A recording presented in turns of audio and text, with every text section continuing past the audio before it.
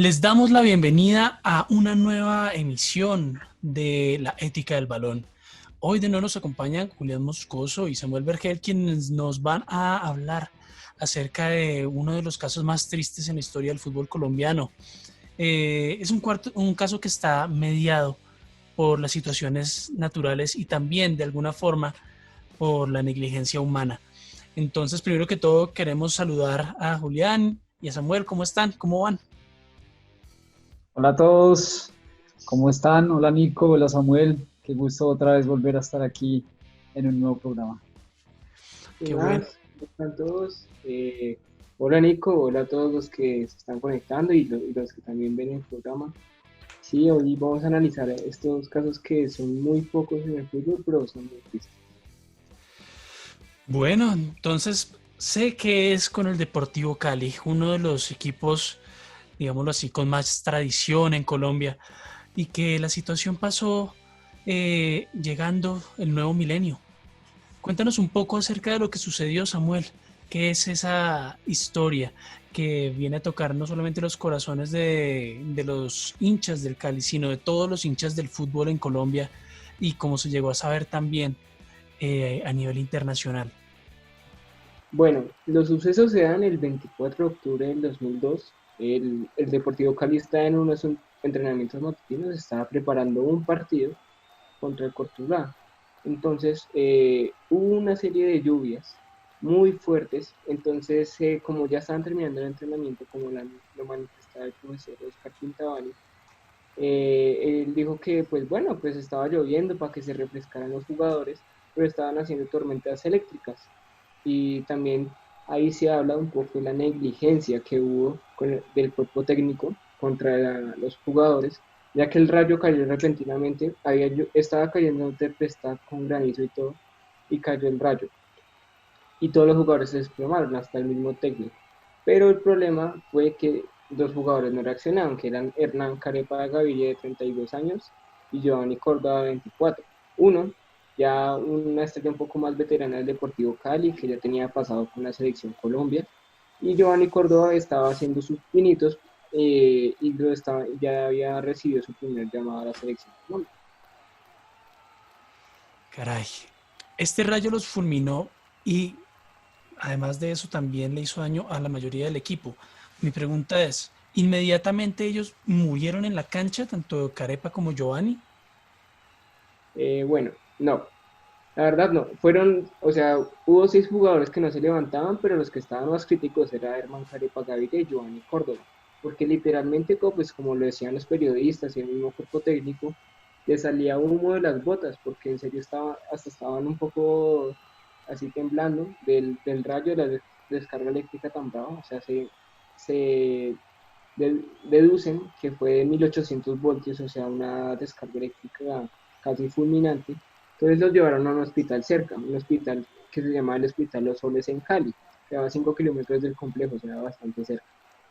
Y entonces los llevaron y estuvieron hospitalizados. Pero 3 horas después de lo sucedido, el primero que muere es Herman Carepa Gaviria, porque estuvo más cerca al rayo, o sea, el rayo impactó y él estaba más cerca que cualquier otro jugador y antes de eso le dio 3 paros cardíacos. Obviamente antes sobrevivió, pero pues no pudo hacer nada porque ya los órganos no le servían y chao, se murió. Y Giovanni Córdoba muere 3 días después, muere el 27 de octubre del 2002, por lo mismo, muere por una falla cardiorrespiratoria y por un paro cardíaco. Bueno, desde ese punto de vista entendemos también que siempre cuando uno está entrenando, muchas veces uno como jugador de fútbol quiere seguir, ¿no? Incluso cuando las condiciones no son las más adecuadas.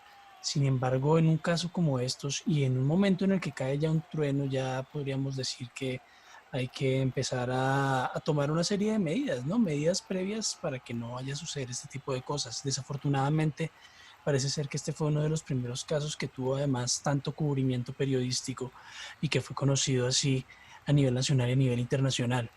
Julián, desde el punto de vista deportivo, es usual que los directores técnicos, tanto en el fútbol como en otros deportes, exijan a sus jugadores que sigan haciendo deporte, que sigan haciendo sus prácticas, a pesar de que las condiciones climáticas no sean las adecuadas. Bueno, eso depende también del entrenador y del club, ¿no? Y del momento. Yo personalmente, digamos que uno en el momento, en la pasión, en la euforia del entrenamiento, pues procura darle continuidad al juego siempre y cuando el clima lo permita. Ahora, si es una lluvia torrencial, hay que cancelarlo. Hay que cancelarlo. Yo que trabajé, por ejemplo, en el Instituto de Recreación y Deportes, en el IBRD, una de las reglas o lo que nos decían era, apenas llueva, cancelamos entrenamiento y clase teórica para evitar que algún fenómeno o alguna cosa, como en este caso especial, un rayo, pueda afectar a los jugadores. Los jugadores no lo entienden. De pronto los jóvenes no lo entienden mucho, ya los que son más experimentados lo entenderán, pero ellos quieren seguir jugando. Sin embargo, debo decir que no hay como tal un reglamento o algo avalado, no sé, por FIFA o que después de casos como estos deba decir apenas en el momento en que estén notando que empezó a llover y que hay tempestad, de una vez cancelen los entrenamientos. Yo muchas veces por emoción, una vez lo hice, estaba lloviendo muy fuerte y yo les dije a mis entrenados, sigan, jueguen. Pues yo no veía que estuviera cayendo ningún rayo, de pronto estruendo sí, pero créeme que uno se alcanza a asustar. Y una vez nos pasó, entonces otra vez nos pasó y les dije, no, nos vamos al Coliseo.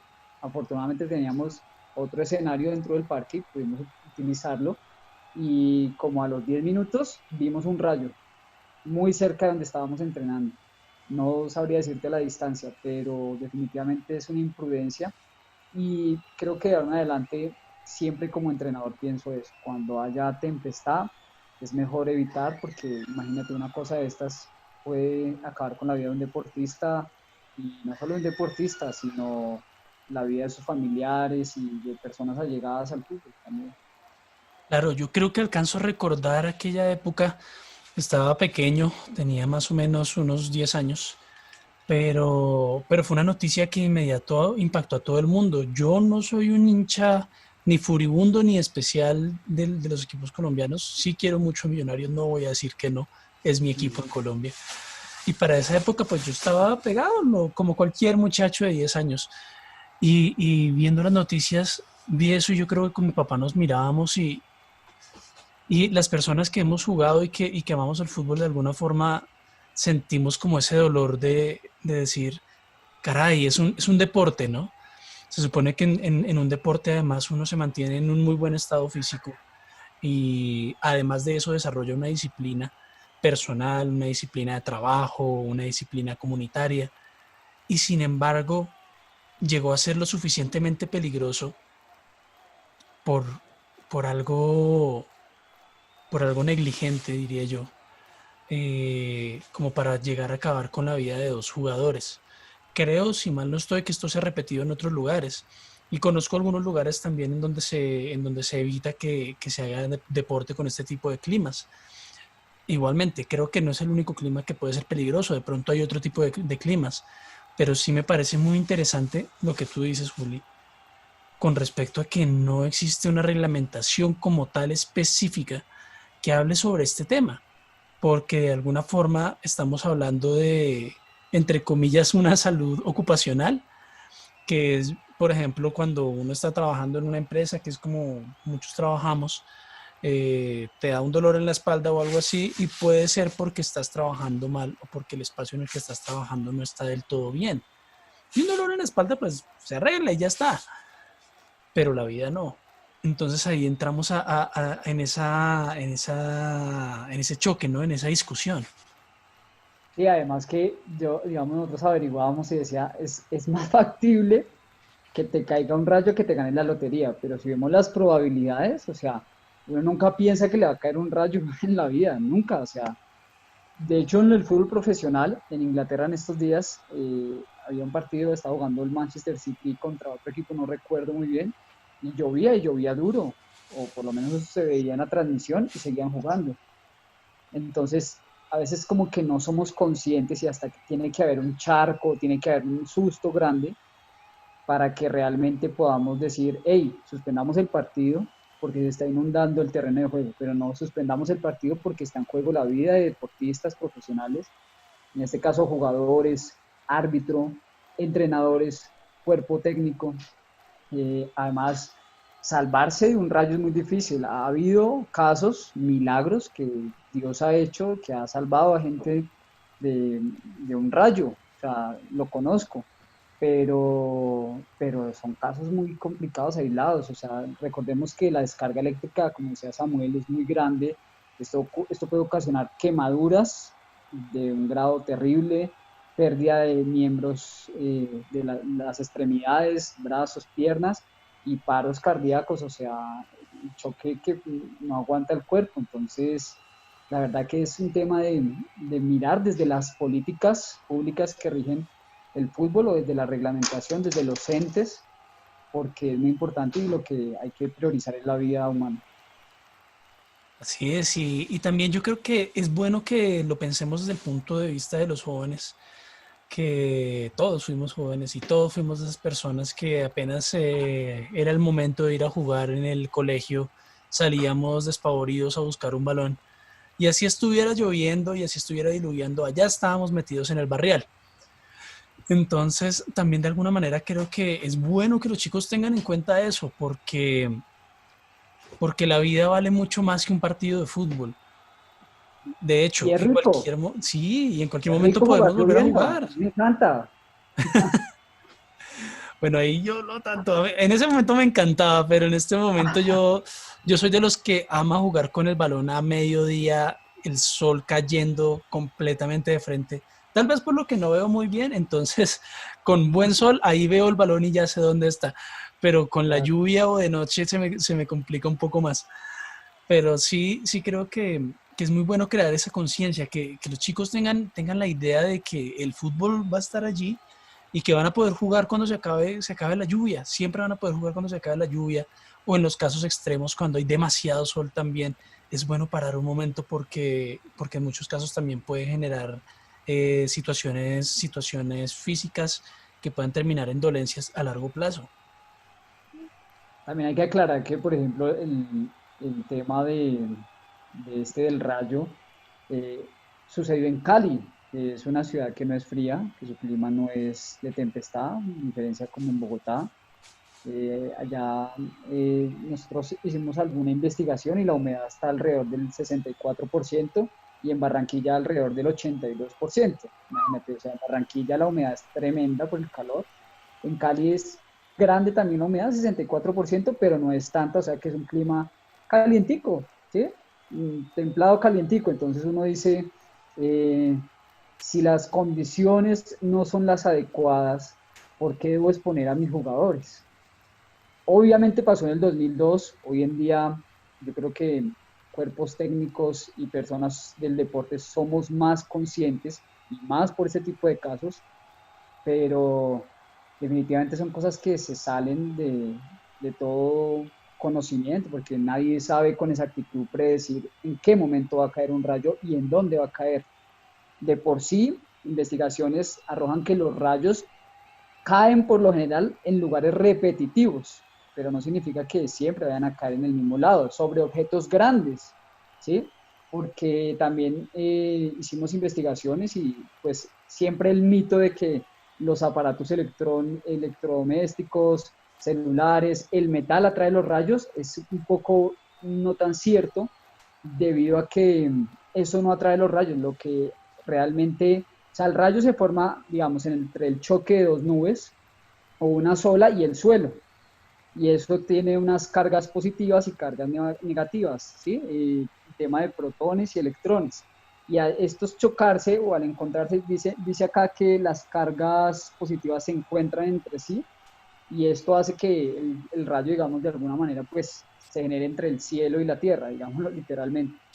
Pero no es un determinante uno decir, no, es que yo no cargaba una sombrilla, una cadena, un metal, algo que pudiera traer el rayo, y en este caso no cae en ningún lugar, digamos, alto, ningún edificio. En la sede, que es la sede de Pance, ¿sí? Por donde pasa el río Pance en Cali, pues es un lugar de mucha vegetación, así que no hay, digamos, construcciones alrededor, mucha vegetación, flora, fauna, pero, sin embargo, mira, cae en una cancha que no es un lugar alto y afecta un poco de jugadores. Es un suceso realmente triste en el fútbol colombiano.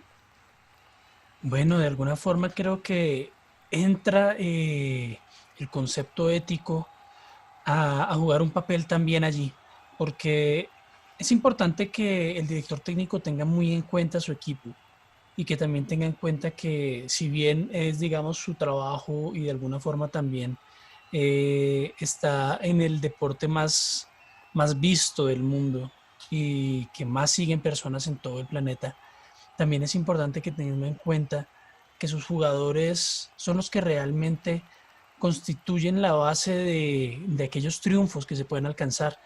Entonces, es cierto que la hinchada es el jugador 12, pero en ese tipo de casos incluso la hinchada también tiene que poner un alto y decir, yo como jugador 12 exijo que los jugadores de mi equipo estén siempre en el mejor estado, incluso en un estado así de entrenamiento, y aunque tengan la final por encima, que la final venga al otro fin de semana, es importante tener eso en cuenta, porque en cualquier momento puede haber algún tipo de lesión, y fíjate que nada más la situación de los rayos nos representa un porcentaje sumamente bajo de lo que puede suceder en la vida de un futbolista. A un futbolista le puede pasar de todo.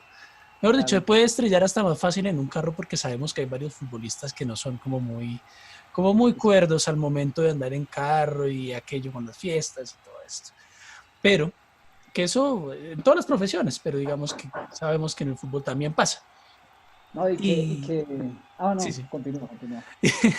y que bajo esta lógica, incluso el hecho de que esté lloviendo muy duro da para que los jugadores puedan tener torceduras, puedan tener lesiones de ligamentos, puedan generarse, lo digo por experiencia propia, porque es que cuando uno se bota en una plancha con agua, uno no puede medir la velocidad y la potencia igual que si estuviera seco y puede llevarse al otro jugador sin querer y hacerle un daño tremendo. Claro, eso que dices, eso último, los taches pueden quedar ahí, digamos, arraigados en el suelo y un giro o algo y fractura, rotura, fijo, fijo. Aparte, yo creo que lo que hay que establecer realmente es en qué momento se puede o se debe cancelar el entrenamiento. O sea, iniciando una lluvia suave, una llovizna, o en el momento en que, no ese momento, sino en el momento en que empieza a llover más fuerte, que uno vea la tempestad, porque, digamos, yo digo, si está lloviznando y haciendo sol, pues no veo problema, ¿cierto? Sí. Pero si yo empiezo a escuchar o veo que todo está nublado, que realmente están grises las nubes y que veo que va a venir un aguacero tremendo, cancelar inmediatamente porque es muy difícil de pronto observando ver que se avecina una posible tormenta eléctrica, un rayo, estruendos y demás.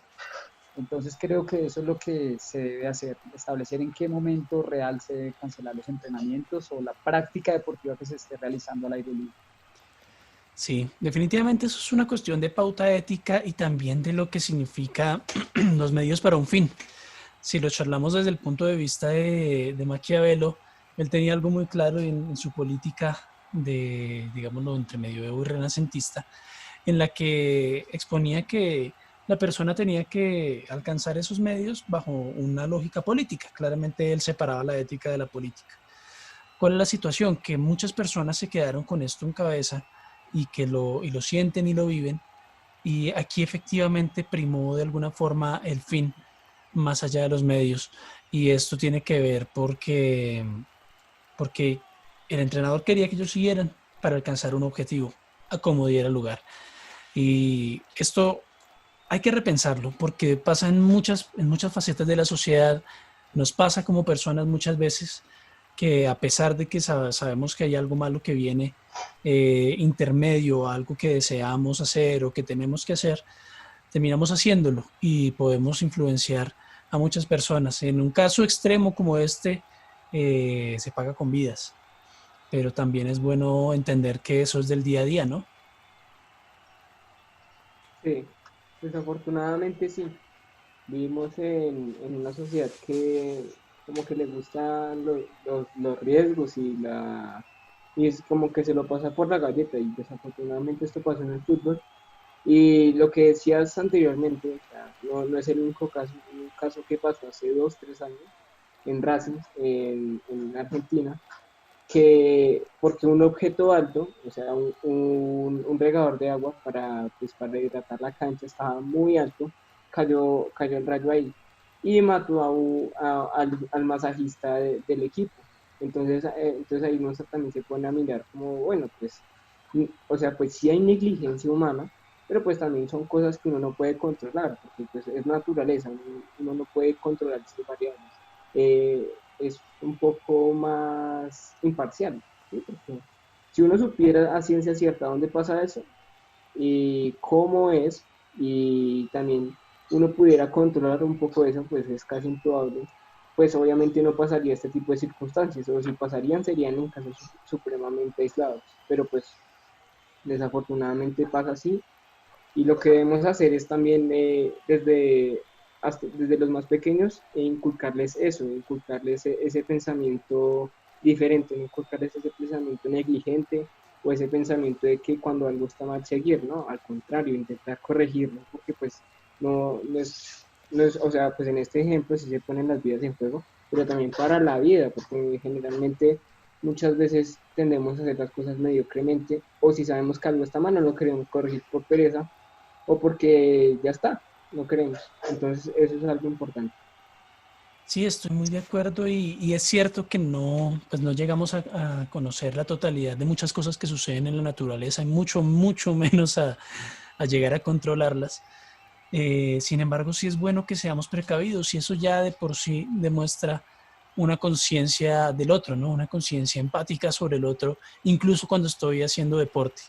En la universidad en la que yo estudié tuve la oportunidad de ver que de alguna manera había una conciencia frente a esto, ya que su campo de fútbol eh, básicamente está ubicado en un lugar en donde si llueve duro hay rayo seguro. Entonces, asimismo, siempre hubo una serie de protocolos que indicaban que no solamente no se podía hacer ejercicio en ese momento en la zona, sino que los estudiantes debían estar alejados de esa zona, a como diera lugar. No había un pero. La persona que estuviera allí lo hacía en contra de las reglas. Y estas reglas también las podemos entender de una manera consuetudinaria, de una manera constituida a partir de las otras personas, entre nosotros como comunidad para protegernos. Entonces, pues pienso igual, Samu, creo que realmente hay que trabajarle mucho a la conciencia de la importancia del otro y también de que la vida siempre va a valer más que cualquiera de estas situaciones, más que incluso que un deporte, más que un trabajo, más que muchas situaciones que son, digámoslo así, más contingentes, que podemos conseguir en cualquier otro momento y que podemos sortear en vez de poner en peligro la vida o también de cometer actos que sean antiéticos frente a otras personas. Claramente, porque la vida es lo primordial, independientemente de lo que sea, lo que tú estás diciendo. Algo importante recalcar es que el 31 de octubre desde ese mismo año, del 2002, era el clásico caleño entre pues, América de Cali y Deportivo Cali. Y hubo un homenaje a los jugadores fallecidos, el Cali Gaviria y Giovanni Córdoba, que fue uno de los partidos más recordados, no por a nivel de resultado ni cómo se dio el trámite del partido, sino por el homenaje que se le dio. Y también después de eso hubo una serie de investigaciones contra el cuerpo técnico del Deportivo Cali, porque dicen que hubo negligencia sobre el cuerpo técnico de Oscar Quintabani, sobre los jugadores, porque pudo acabar el entrenamiento en cualquier momento, porque era solo estirar, pudo estirar por fuera de la cancha o los mandaba a estirar a otro lado. Pero fue rarísimo porque ya llevaba bastante tiempo lloviendo y no se dio cuenta. Entonces, eso era lo que quería decir para terminar. Bueno, estoy de acuerdo, creo que eso es algo transversal a todas las profesiones. Miren lo que pasa en Japón, que hay personas que se la pasan trabajando y en Corea del Sur. que se la pasan trabajando 24 horas seguidas, tomando Red Bull sin parar, pensando en productividad, productividad, productividad, y los jefes también exigiéndoles, exigiéndoles, exigiéndoles, hasta que llega el punto en el que muchas veces pierden la vida, o en algunos casos también se suicidan. Y es importante que construyamos una conciencia frente a esto. Y para eso es este programa, para construir una conciencia sobre la ética del balón, porque en todos los deportes tenemos diferentes situaciones que nos llevan al límite, que nos hacen pensar realmente hasta dónde somos capaces de llegar. Y bueno, a todos nos ha pasado, seguramente nos va a seguir pasando, pero también es bueno que empecemos a pensarlo y que tomemos decisiones en el momento, que empecemos a tener ese momentico, ese instante que va de una acción positiva a una posible acción negativa. Entonces, Juli, Samuel, muchas gracias por haber estado en esta emisión de La Ética del Balón. Dale, Nico, con gusto. Un abrazo para todos y esperamos vernos en el próximo capítulo con otra historia nueva. Igualmente, hasta luego para todos. Bueno, los invitamos a todos los que vieron este capítulo y que ven todos los capítulos que hacemos a que se suscriban, a que nos compartan, si les gusta que nos dejen sus comentarios, por supuesto, y que sigan en nuestras redes al Proyecto Casa del Árbol. Nosotros somos una comunidad de cultura y, como decimos siempre, todos tenemos algo para aprender y todos tenemos algo para enseñar. Entonces, bienvenidos cuando quieran hacer parte de esta cultura, y esto es Proyecto Casa del Árbol, la ética del balón. Les habla Nicolás, se despide. Charlamos luego. Chao.